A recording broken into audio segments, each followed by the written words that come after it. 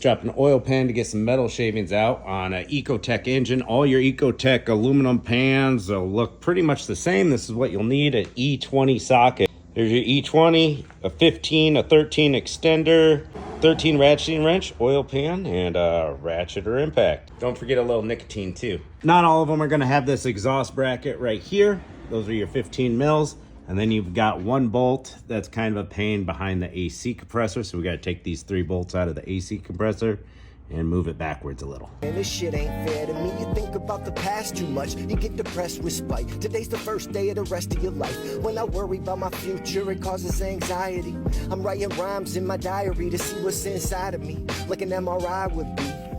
You learn to love me if you took a ride with me. Let's go.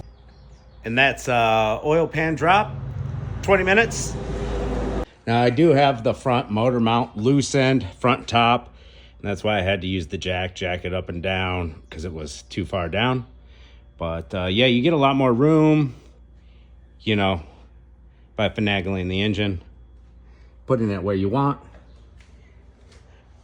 You might have noticed I put a block right there, sitting tight. So I can actually take this out. We'll put another block right there. There we go.